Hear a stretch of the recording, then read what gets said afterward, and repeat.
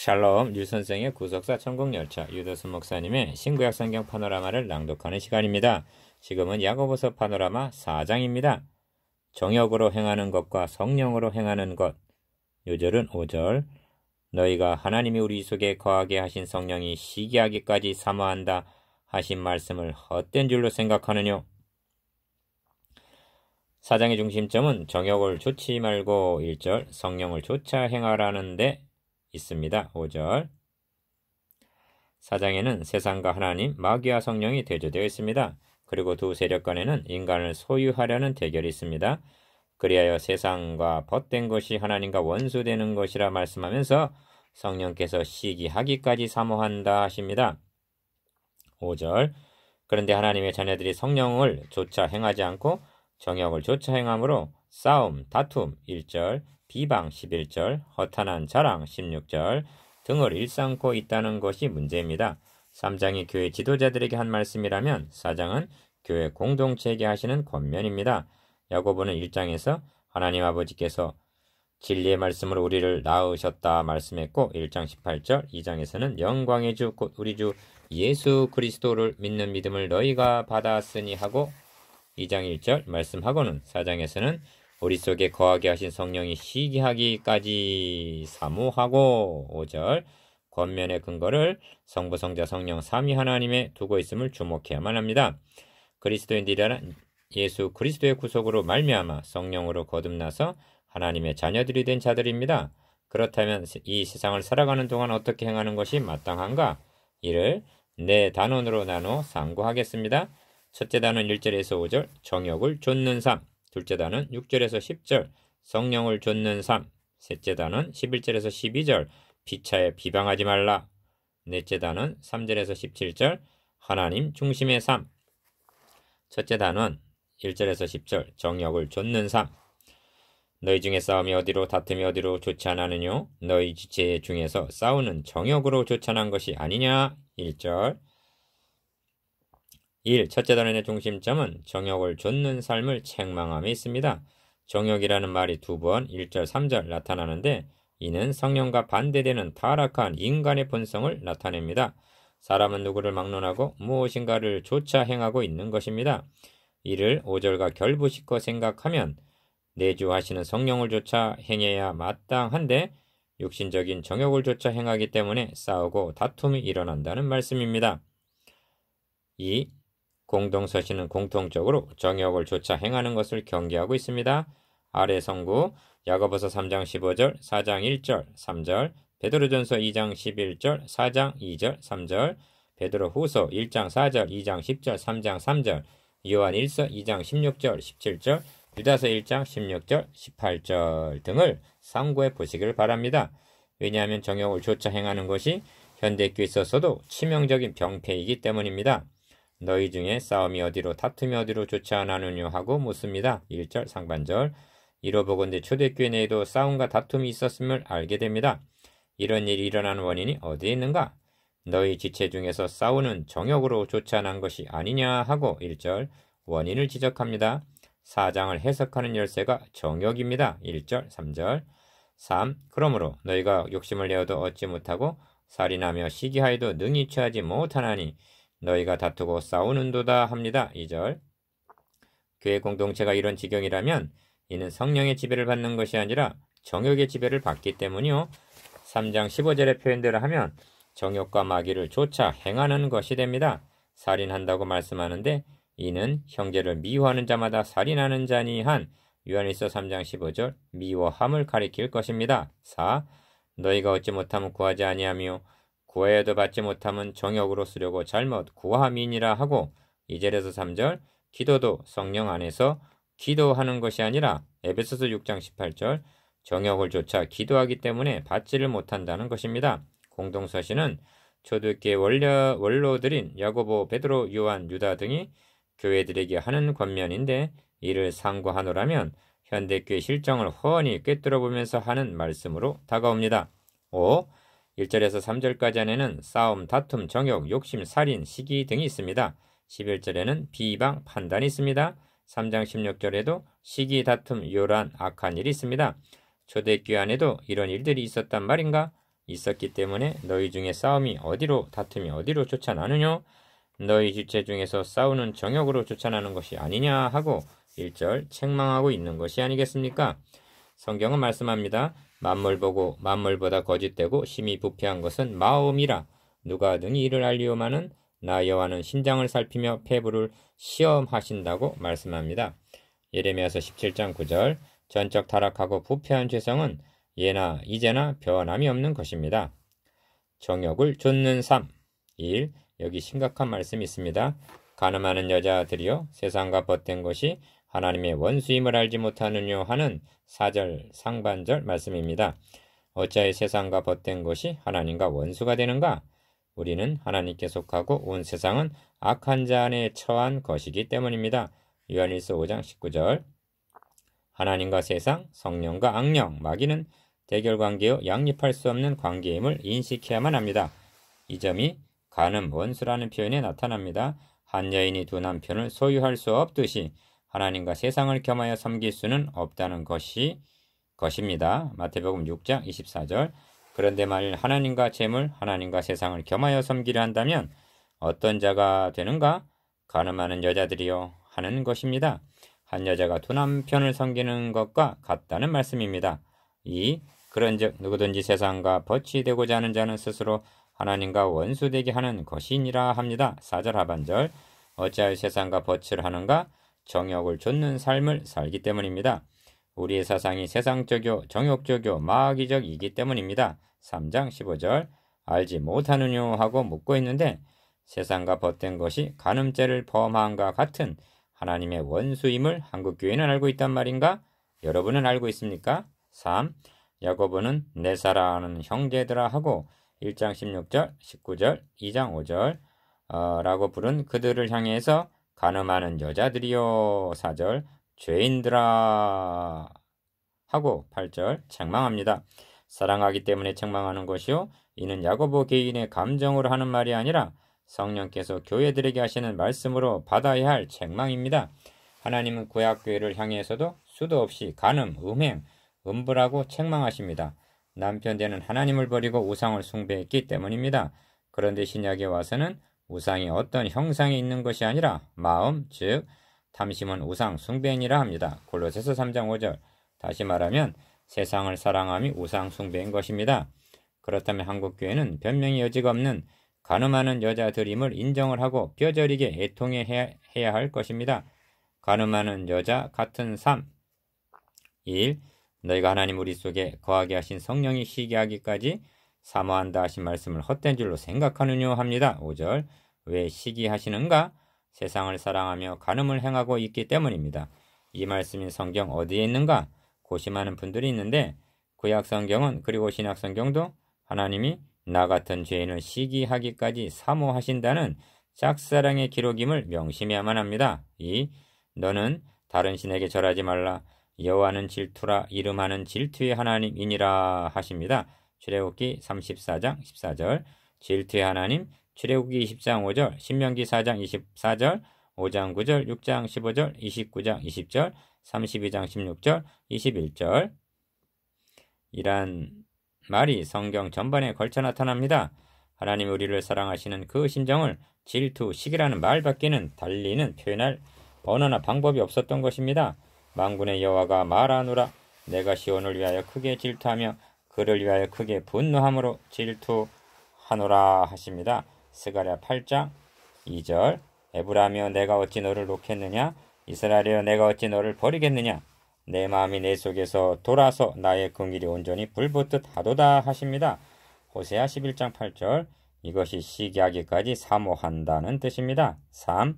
우리 속에는 사도 바울이 지적한 대로 육신의 소욕과 성령의 소욕이 있는데 너희는 성령을 좇아 행하라. 그리하면 육체의 욕심을 이루지 아니하리라 합니다.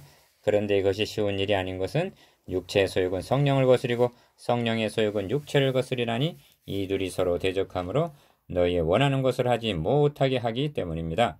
갈라디아서 5장 16절에서 17절 우리는 사사건건 때마다 일마다 그리고 번번이 육신의 정욕의 편을 조차 행하고 있다고 말할 수밖에 없는 것이 솔직한 고백입니다. 그러면 어떻게 하면 육체 소욕을 쳐서 복종시킬 수가 있는가? 둘째 단은 6절에서 10절 성령을 좇는 삶. 그런즉 너희는 하나님께 순복할지어다. 마귀를 대적하라. 그리하면 너희를 피하리라. 하나님을 가까이 하라. 그리하면 너희를 가까이 하시리라. 7절에서 8절 상반절 1. 둘째 단원의 중심점은 성령을 좇는 삶에 있다 하겠습니다. 여기 상대성이 나타납니다. 기억, 하나님께 순복하는 것이 마귀를 대적하는 것이고, 니은, 하나님을 가까이 하는 것이 마귀를 멀리하는 것이고, 디귿, 하나님을 가까이 하라. 그리하면 너희를 가까이 하시리라 합니다. 그러니까 성령의 소욕대로 사는 삶이란 특별한 비법이 있는 것이 아니라 하나님을 가까이 하고 순복하는 것입니다. 2. 그런데 문제는 두 마음을 품은 자들아에 나타납니다. 8절 하반절 두 마음이 문제라는 것입니다. 이를 풀어서 말하면 하나님 나라도 받고 세상 축복도 받고 하나님도 가까이 하고 세상 영화도 가까이 하려는 이율배반적인 삶이 문제라는 것입니다. 그래서 죄인들아 손을 깨끗이 하라. 두 마음을 품은 자들아 마음을 성결케 하라 합니다. 8절 기억, 손을 깨끗이 하라는 것은 이제까지 행하던 행위를 끊어버리라는 것이고, 니은 마음을 성결케 하라는 것은 마음 중심으로부터 하나님께 돌아오라는 촉구입니다. 그러므로 하나님을 가까이 하라, 순복하라 하심은 세상과 벗된 사절 삶을 멀리하고 하나님께로 돌아오라는 뜻이 됩니다. 3. 이제까지의 삶이 간음하는 여인과 같았음을 인정하는 자라면 슬퍼하며 애통하며 울지어다. 너희 웃음을 애통으로 너희 즐거움을 근심으로 바꿀지어다 합니다. 9절 우리 속에 거하게 하신 성령이 시기하기까지 사모하심을 망각하고 세상과 정욕을 쫓아 살아온 지난날의 삶, 그리하여 간음하는 여인같이 세상에서 멸시를 당하고 조롱을 받던 가련한 죄상을 애통해 하라는 말씀입니다. 4. 이것이 주 앞에서 낮추라 한 회개입니다.